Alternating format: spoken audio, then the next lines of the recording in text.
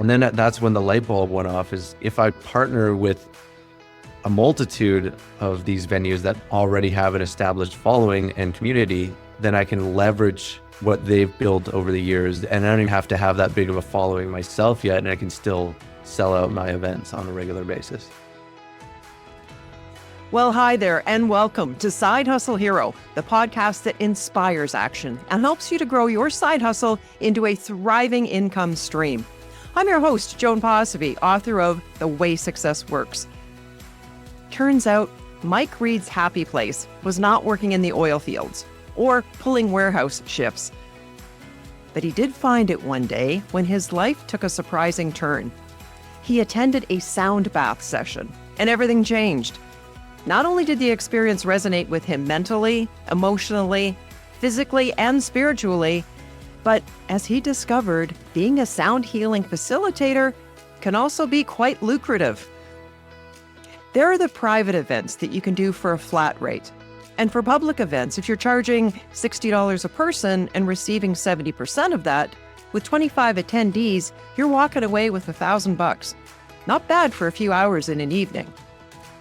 Mike explains those numbers and more behind his sound healing business and what to expect if you're starting your own.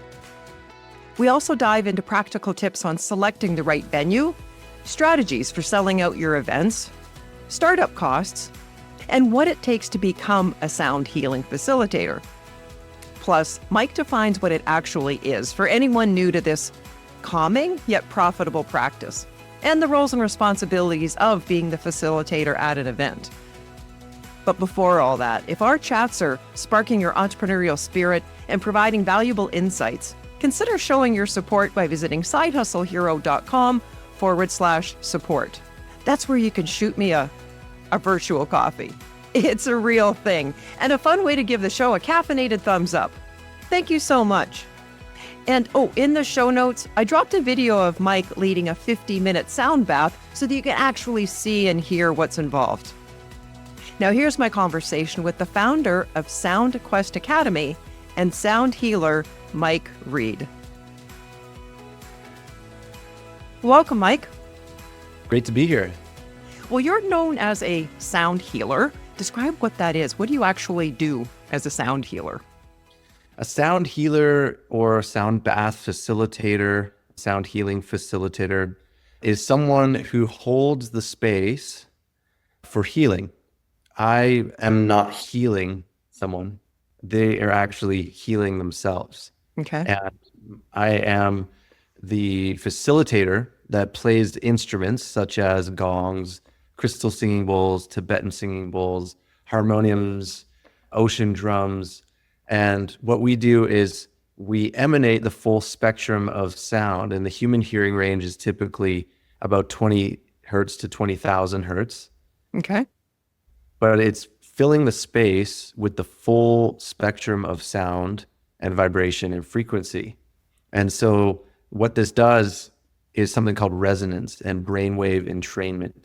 And it slows down the brainwaves. Okay. So in what we are in right now, the beta brainwave, our waking consciousness, task-orientated, waking consciousness is called the beta brainwave. And what the full spectrum of sound does is it entrains those brainwaves and starts to slow them down. And when the brainwaves slow down, that means that you are entering into a place of theta brainwave or delta brainwave. Okay. So you're kind of in a sound bath, you're oscillating somewhere between the theta brainwave and the delta brainwave. And this is another way of saying theta brainwave is another way of saying meditation. Okay. That's the brainwave of meditation. And delta is the brainwave of sleeping. Right. So you're kind of oscillating in this kind of non-sleep, deep rest state. And that allows the body to go from the sympathetic nervous system to the parasympathetic side of the nervous system, or the rest and digest side of the nervous system. And so when you're there, your body's returning itself to homeostasis, right?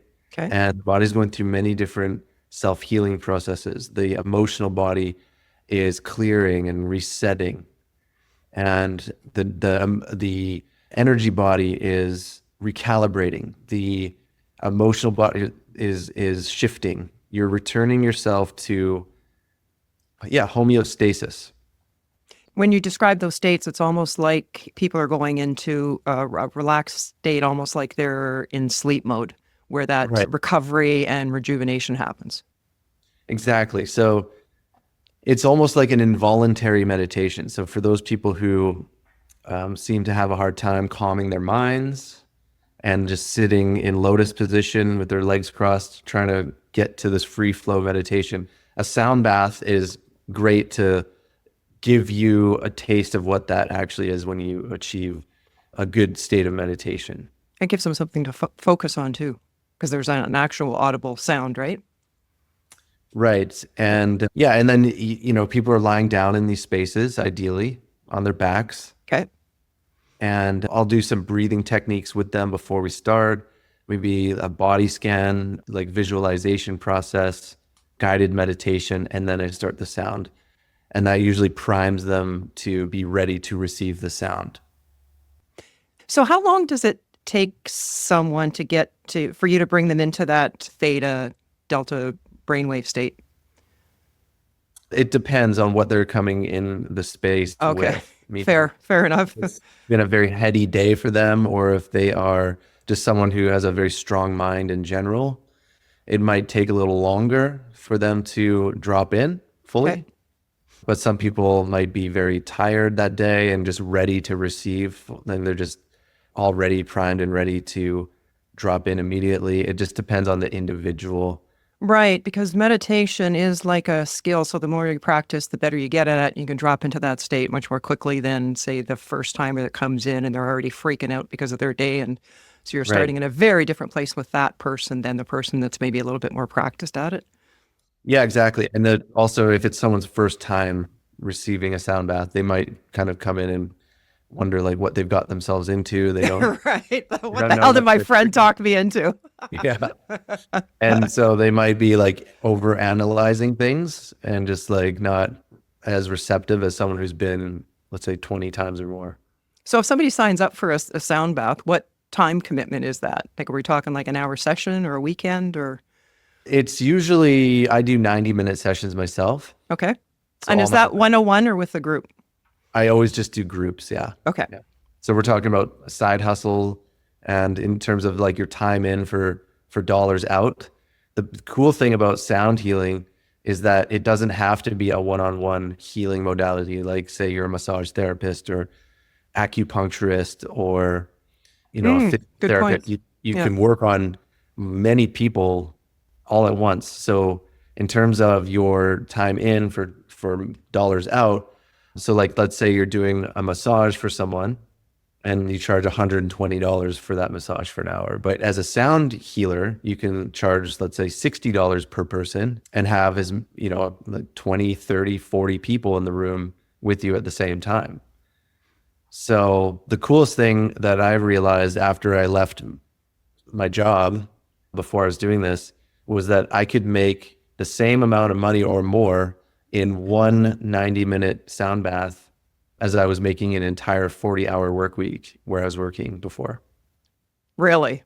As long as I Wow. filled the room and sold out the event, Right. and the people were showing up, and Yeah. it was abundant in terms of attendance. Yes.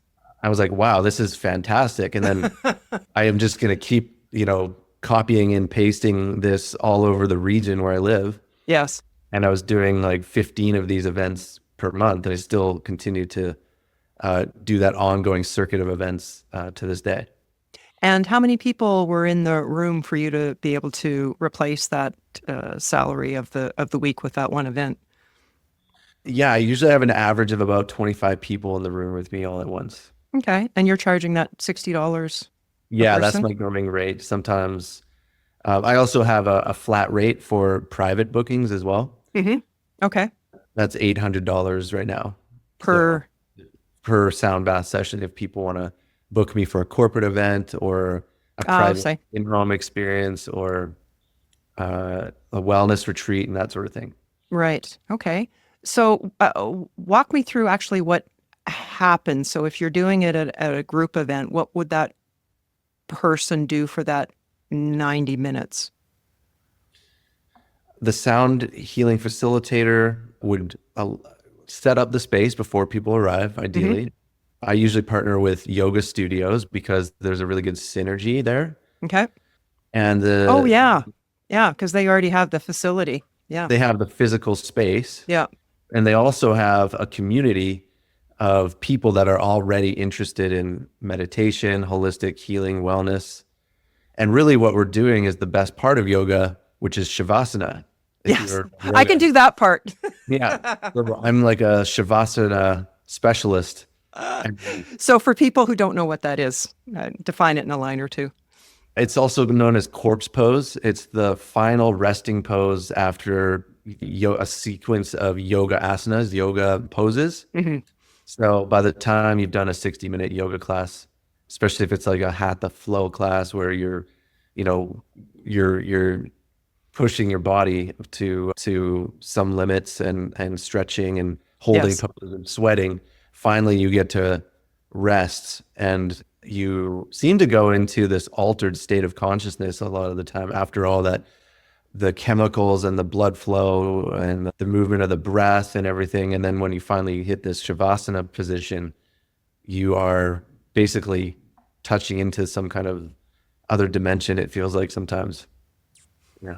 So what would the attendee feel? I imagine for that 90 minutes, for the most part, they're going to be lying down on a yoga mat or something. Mhm. Yeah. Yeah. Just in a sentence or two, what do they go through? What are they feeling? They can go through a whole variety, a whole spectrum of things, Okay. right? It's not just one experience for everyone. Okay. It's if they have some things that need to move in their nervous system, they might experience some involuntary movements as they might have not been in that parasympathetic state for a long time. Right. But it might be this sort of like kind of fight between the parasympathetic and the sympathetic going back and forth, and that can cause movements. I've seen that. It can bring up sedentary emotions in people. So you Sure. can have an emotional release in there. I've seen that. Okay. You can have people just completely fall asleep. In fact, every single event, there's someone that falls asleep. I actually have to Sure. mention before it starts what to do about the snoring Yes. because guaranteed pretty much because like I said, it induces that delta brainwave. Yes. And so, yeah, people can fall asleep. So do you have an And assistant that goes around and wakes people up to quiet the snoring, or no, what I how do you do is deal I with get that? people to basically manage that amongst themselves in the group. Okay. So what I say is before we start, if the person next to you might want to introduce yourself to your neighbor, and if the person next to you falls asleep and begins to snore, I just want to get everyone to agree that you have permission to just wiggle that person's Yes. hand or give them a gentle nudge so that they come back up to more of a meditation rather than the deep sleep and snoring. Yeah. How big is this industry? It's growing. Really? It's really, really growing, and it's amazing to see how many people are now interested in receiving sound healing and Okay. also becoming sound healing facilitators themselves. Like my academy now that I have Sound Quest Academy, I'm blown away by how many people want to sign up and join my course because whether it's something you want to do as a full-time career or something, it's a perfect side business to do. It's really great for that, you know. So So what's involved for someone to become a sound healer? What are the say qualifications? What do they need you to don't go need to through? necessarily be a musician. I think having that understanding of obviously what sounds good and aesthetic and pleasing to the ear is Okay. important. I would say repetition and consistency. So when I first started, how I first started was I started to acquire instruments and I was just doing sound bath sessions one-on-one with my friends, family, acquaintances for free. Sure. I was reading books. I took a couple of courses. I also have a musical background, so that helps a lot. But I would say you don't need a musical background, but it does help if you understand music and playing instruments. And then so through that repetition, I guess that was like my research and development phase. Okay. And started to get my reps in over and over. And after many, many months of practice, I felt somewhat ready, not fully ready. And maybe this is something I'll touch on later is just like before you're ready is actually kind of a key ingredient to success. So even before I felt fully ready, I went out and I booked my first public sound bath event for a group. And I was very, very nervous. And I set up a landing page to sell tickets. Okay. And I think the very first one, I think this is like 6 years ago now. Okay. The very first one, I was so nervous, and I had Oh, yeah. Oh, I can totally relate. Yep. and I had this like script printed out. Then I was like reading off of the script. I had like the timing of each instrument, how long I would play each instrument. I was like total beginner, right? And pulled it off, and learned so much just from doing that, taking that first step. And that gave me a bit more confidence. And then I just kept it going. And then over time, fast forward to today, I've done hundreds and hundreds and hundreds of these sound bath events for thousands of people now. And now it's just like, I've reached that level of unconscious competence with it. Mm-hmm. Yes. Right? Yeah. And confidence that whatever comes up in the room, you can deal with, even if it's something brand new. You've got all 100%. that experience behind you. But going back to that first one, how many participants did you have? I think 10 people showed up to my very first one. And how did you do that logistically, or what was the sort of the business setup for that one? Did you partner with a yoga studio for that one as well, or? That was actually knew a friend of mine who owned that space. It wasn't a yoga studio. Mm-hmm. It was a friend of mine who just had like an office for different types of practitioners. Okay. And then they had this kind of main room in that office space. Right. That fit about, I think 23 people could fit there lying down. Right. So they gave it to you for free or low cost? Very low overhead. Yeah. Yeah. And Nice. that was sort of my my stomping grounds for all this. And how did you market that one? I was at that point, I was like going around that area, that neighborhood, and putting like flyers up in like coffee shops and posting on Facebook community groups related to that part of town. Right. And I created an Instagram and Facebook page. And yeah, I was surprised, to be honest, The that response. even 10 people showed up at that point. That's pretty good for first time. Yeah. Yeah. But then what happened is I had another friend who owned a yoga studio, like a proper yoga studio. Mm-hmm. And this is what I learned from that next experience. My second venue was a yoga studio that had been established for, I don't know, 15 years or something like that. And so they had built up their own community Yes. and a big following. And they had a lot of people like on their newsletter, a lot of people coming in and out of the studio. And so when I did my event with them, it was sold out immediately. Wow. Because and how many was that? 20 or? There's over 50 people in the room lying down Nice. for those events at that second location. Yeah. And then that's when the light bulb went off is like, if I partner with a multitude of these venues that already have an established following and community, then I can leverage what they've built over the years. And I don't even have to have that big of a following myself yet. And I can still sell out my events on a regular basis. Mm-hmm. So what did that look like as far as an income split with the yoga studios? Usually I do 70-30 split. So I keep 70%. Okay. And give the yoga studio or venue 30, because instead of a flat rental rate, because what happens is if you cut them in on the revenue, they have more incentive to make the event successful with you. Yes. And so if it was just a flat rental rate, I don't think they would be as committed to the marketing your event with you. Right.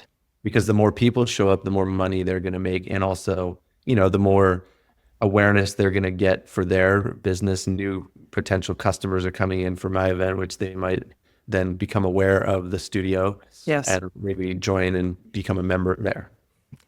When I was doing more seminars in the personal development space, the event myself, I would also offer free tickets to, in your case, the yoga studio owner or maybe 5 extra tickets for them to give out, provided you get a minimum of 20 people or something like that. So just to add to that incentive for them to get behind it. And especially starting out too, so you're guaranteed some numbers in there to start out with. And I used to do it was called a Wealth and Women Intensive Weekend. And like you, I would partner with somebody that already had that large mailing list, that large following. In my case, they were investment advisors, people already interested in finances. So it was that perfect partnership. So I can see that with the yoga studio. Mm-hmm. How many instruments does somebody need to get involved in? Maybe talk to us about costs to start. Right. Yeah. Well, the good thing about this business model is that you really only have to invest once in these instruments, Okay. and you don't have a lot of overhead costs, ongoing overhead costs, because it's kind of a pay as you play system, right? True. Yeah.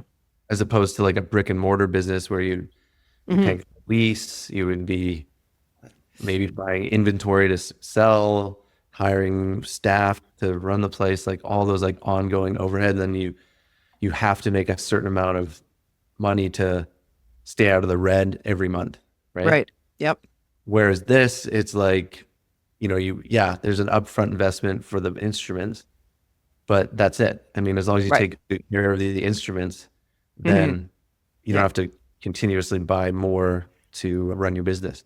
I know it's going to depend on where a person lives and where they're sourcing it, but just approximate. Yeah, I think I've spent a total of like just $8,000 or $9,000 over the last 6 years. Mm-hmm. But initially, I think I spent about $1,600 on a gong and a gong stand and gong mallets. Okay. Maybe $1,000 on crystal singing bowls. Mm-hmm. About $150 on a shruti box. So yeah, I would say like $3,000 to $5,000, because some sound healing instruments, especially gongs and good quality crystal singing bowls, Yes. they're not exactly cheap to buy. Correct. Yep. But it's worth the investment if you figure out the systems necessary to make that investment back relatively quickly. And that's what I teach in Sound Quest Academy, is how to turn this into a business. So that's what my academy is all about, is condensing all my years of doing this into 12 modules in my course. They're going to have to spend some time with these instruments to get really proficient at it. I would say you definitely want to know your craft well. Yeah. Yeah, exactly. Get a level of proficiency dialed in. Mm-hmm. Really understand what you're doing and what you're talking about, because there's no Yes. governing body that manages qualifications of sound healers, unlike massage therapy or chiropractors or that sort of thing. Sound healing, it's really up to us to understand what we're doing, what we're talking about. And that requires reading about it, practicing it, repetition, consistency. Right. And that's where those referrals and recommendations and reviews really come in handy, because there isn't a qualification body that's overseeing it. So they're going by Whenever you word see of like mouth. a And sound healer certification course, yes, it's really just someone's imagination that came up with. got it. Well, as someone who made a living as a speaker, being hired, but also producing my own events, I know that there's a ton of preparation behind the scenes that people don't see to make an event run really smoothly. So for the benefit of those who don't have that in their background, walk us through kind of a day in the life of one of your events. From the time you show up, how far in advance are you there? Are you doing this alone? What are you paying attention to? Take us behind the scenes, if you would. Absolutely. So, for example, I have an event tonight in Okay. Vancouver. The event starts at 7. It'll take me about 40 minutes to drive down there, so I'll leave at about 5:20 p.m. And it gives me an hour to set up the space and be ready for like the first attendees to start showing up and checking them in. Usually the venue I'm partnered with provides a person, like a staff member, to like check people in at the front desk. Okay. Takes me about 20 minutes to set up the space, my instruments, plus lay out the mats and the bolsters for people to lie on. Right. The lights, get the candles, the fake, plastic candles, Like make it look and smell really nice. Like I want all the senses stimulated. The music is playing, the nice relaxing music. I want people to enter the space so that when they come and they show up, they know like this is a sacred space for healing and rest. And just as a little side note too, when you're choosing your venue, to be very aware of what outside noise could potentially Oh, be 100%. interfering. Yeah. Yeah. In my course, I offer the students a perfect venue checklist. Nice. Okay. And you got to definitely do your due diligence before you decide on a venue where you're going to be hosting, because the sound quality in the space and also potential outside disturbances, you want to be aware of those. Like you definitely want to choose a venue where there's not going to be street traffic, neighboring businesses that are making noises, Yes. a neighbor upstairs that might be stomping around or something like that. Yes. Water pipes running through the walls. Yeah, you definitely want to be aware of those things before you commit. I can't remember what US city it was, but at one point I was delivering a seminar in this ballroom. I had about half the ballroom, and then the other half was this other group. They came in mid-morning, and all of a sudden their band started to play. And then the music stopped, and there was this really loud uh, gentleman who was trying to recruit people into this religion. And it's like, come and the Lord will save you, and like really loud. And so that's, you really need to pay attention to the venue and who's going to be around you, especially for what you're doing. So you've set up this incredible space. Let me backtrack just a minute there. You mentioned people have coming in. Obviously, they're pre-registered. What software, what platform do you use for the registration? For the most part, I use Eventbrite. Yep. And I find it quite user-friendly, and it has a Yes. lot of features on there that I really appreciate, such as the fact that I can sync up my MailChimp account to Eventbrite. And so Okay. every time people sign up to my events, they automatically get transferred to my mailing list so that I can remarket to everyone that's ever come to my events. Right. All right. Great. So you're in the venue and you've set up this wonderful space. You've got help doing the check-in. And I suppose for somebody starting out, that's going to depend on how many people you've got. If it's, 10 or 15 people showing up, you could save some money and just do it yourself or have a friend there. The people that work to help set up the space and work the front desk, that usually comes with the revenue split. Oh, okay. Great. I don't actually pay them anything. Okay. So yeah, I leave Nice. my house, I make sure I'm there an hour before, set up the space, make sure everything's nice and serene before people start arriving. And then I start right when the event starts. Let's say it starts at 7 p.m. And then I run my sessions for 90 minutes. And I say 90 minutes because I think that's the right amount of time. I think 1 hour is actually too quick because I need about 10 to 50 minutes to make some opening statements, Sure. make sure some housekeeping things are in order, and then take them through like a guided process to really prime them, like I said, with breath work and body scanning to get them primed and ready to receive the sound bath. Then the sound bath is probably 60 to 70 minutes. And then I need about 10 minutes at the very end to just slowly start bringing them out of that altered space. Right. So that puts me at 8:30. Then I'll probably have some conversations with people. I think it's really important to build rapport and actually talk to the people that have come. So Yes. people come up and ask me questions. And this is a great thing too, is I love seeing the results afterwards. And I love how people are like kind of lining up to say thank you Yes. to me afterwards. And they want to Yes. share what they experienced. Mm-hmm. It's a very enriching feeling to see like how you've shifted their state. Right. As a result, they're coming out of there better off than when they entered. Yeah, I bet. Do they have the opportunity to do any sort of review or critique, or do you follow up with them in any way? I tell them to bring a journal with them to sort of track what came through. For themselves personally. And then I send a follow-up email the next day to remind them to sort of track what's coming up for them in the coming days. Okay. So Yeah. that's a follow-up piece for you. Yeah, I definitely Yeah. send an email the day after, and I remind them to follow me on social media and remind them of when the next one at that location is, and with the link to sign up to the next one. And So yeah, and going back to the day of though, I'm back home by like 9:30 or 10. So Right. 4 to 5 hours door to door is usually the time frame to do an event. Right. Okay. So if you are charging $60 a person and you're taking 70%, that's $42. So if you've got even 20 people in the room, you're still looking at over $800 for the night. Yeah. I'm thinking So somebody that's, just started out with that 10 or 20, so you got $400, $800 for the night. yeah, I mean, and it varies too. Like Monday night I had, or sorry, Tuesday night this week I had an event where there's 31 people, and yeah, I made I think $1,200. Nice. And how often are you doing them? I would say 10 to 15 events per month, both public and private. So yeah, I often hit those 5-figure months Hmm. um, just from my events. Yes.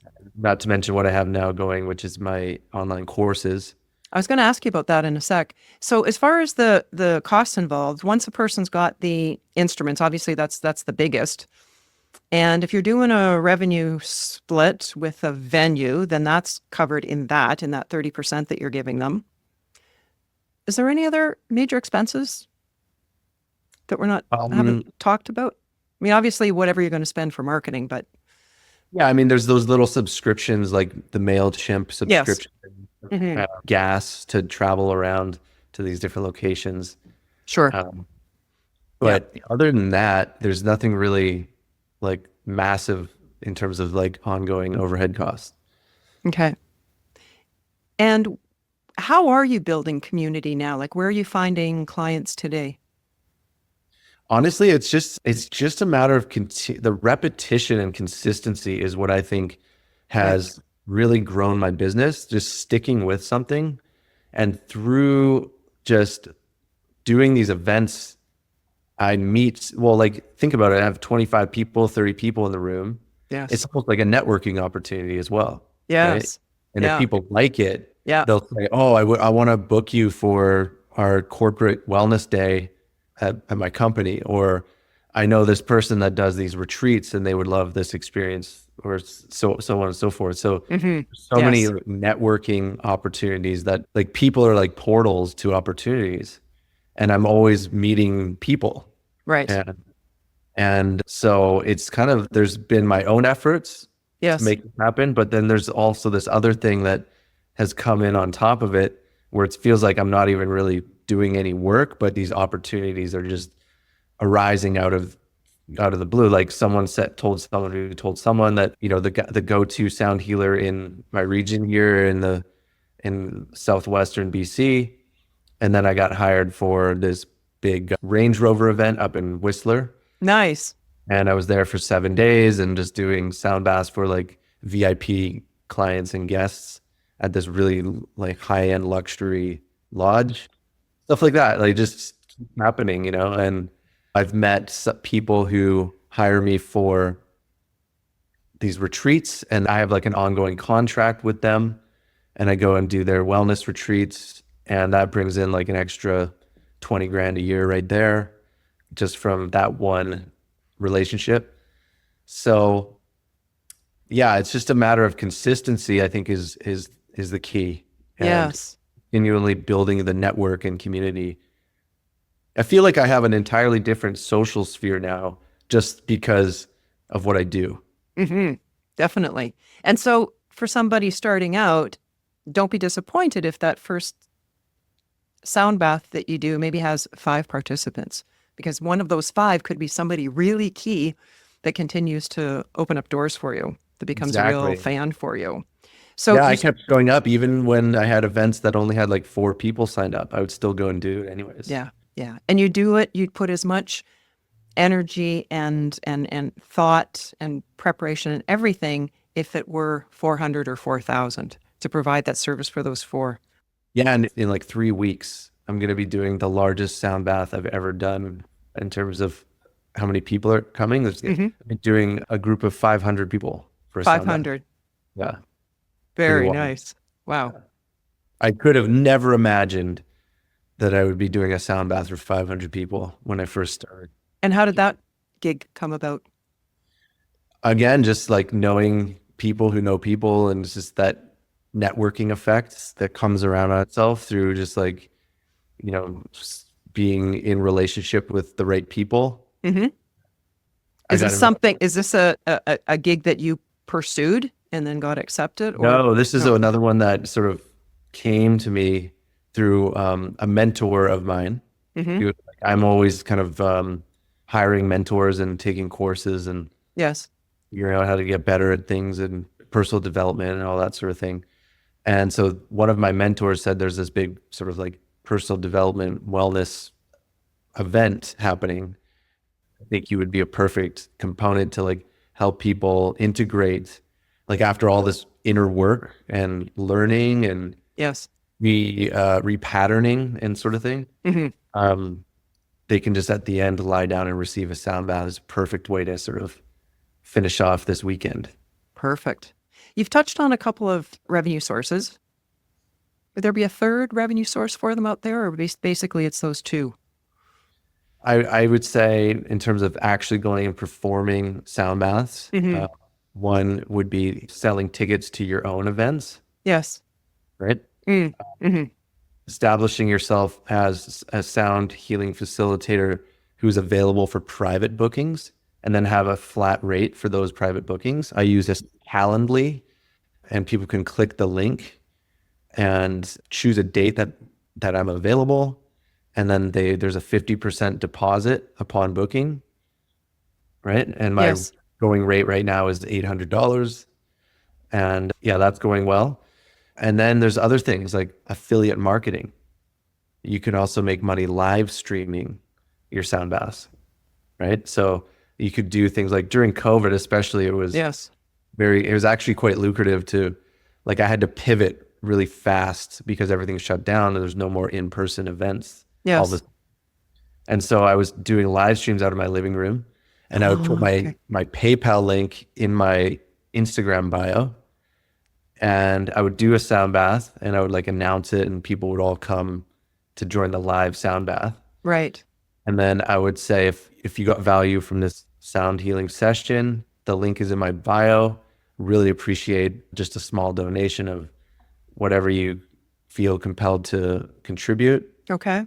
And I would have like 100, 200, 300 people watching the sound bath live stream, and I would see my email notifications coming in after it was amazing. It was just like I did 1 hour of a sound bath, and then I would just see the stream of like $5, $10, $15, $20. Some people would be very generous, $60. And Yes. then it would all add up, and I was like, I just made like $1,200, $1,300 in like 1 hour of doing a live stream. So Fabulous. kind of how I started making money during COVID. Hmm.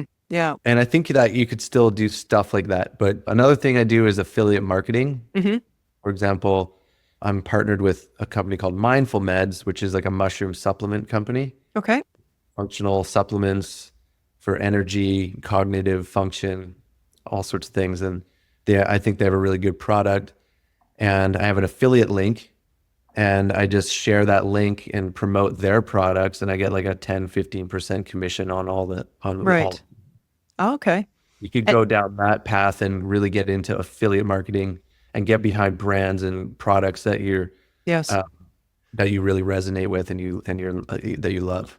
Do you have physical products available at your workshops or sound baths?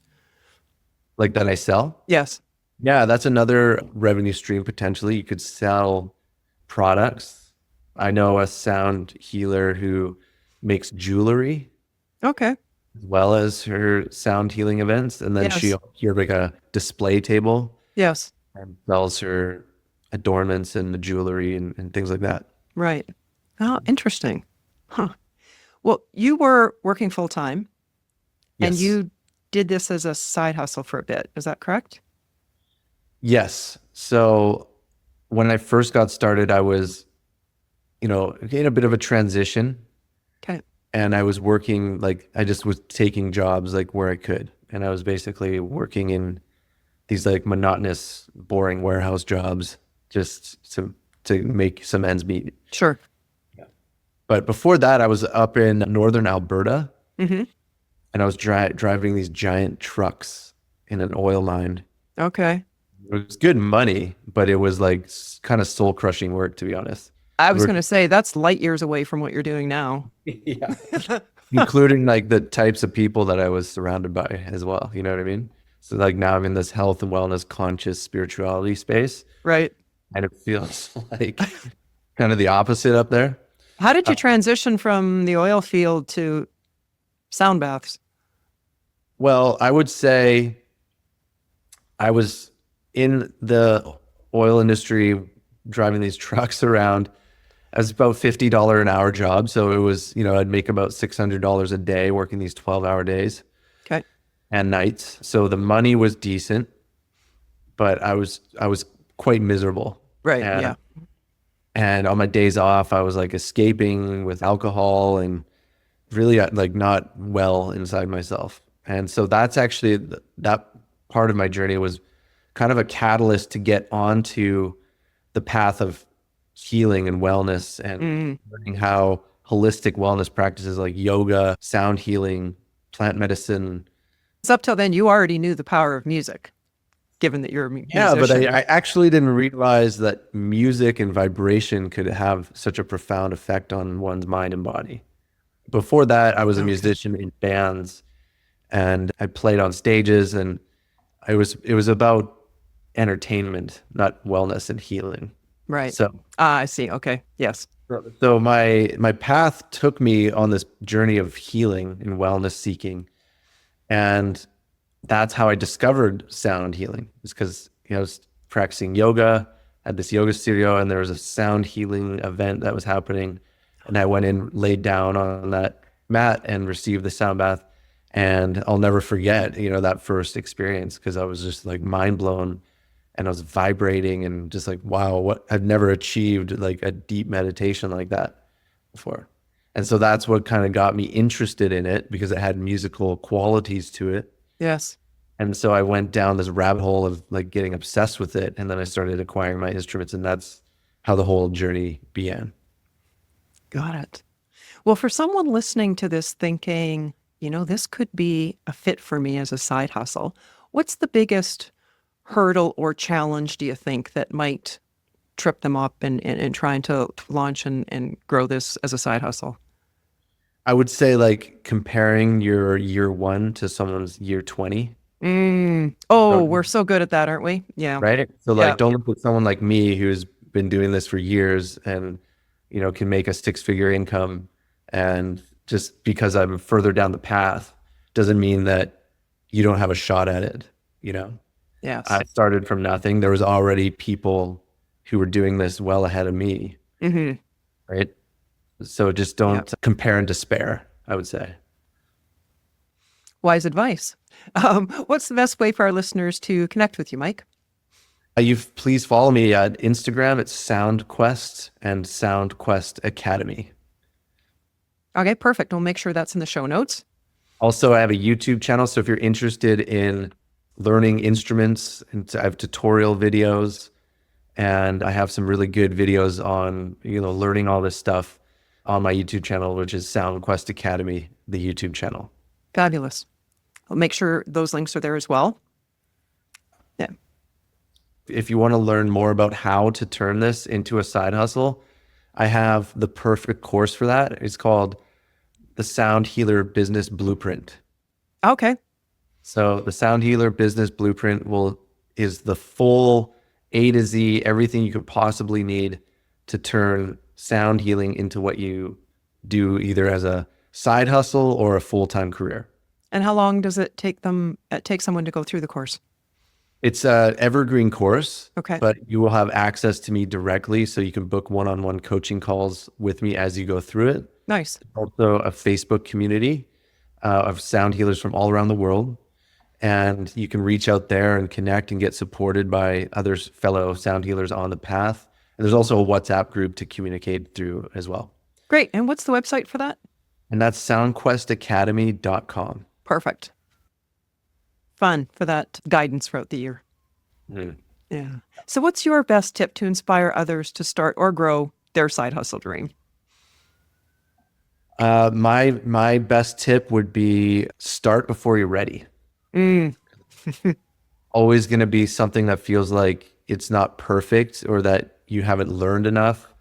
But by waiting for the perfect moment really only delays your progress, and action creates clarity. So once you take that first step, doors you couldn't even see before will start to open.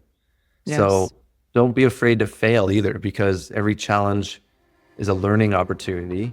And the quicker you start, the quicker you're going to adapt and you're going to grow. I couldn't agree more. Thank you so much, Mike, for giving us insights into becoming a sound bath facilitator, and for your insights on the industry, and for being today's Side Hustle Hero. Appreciate you. Thanks so much, Joan.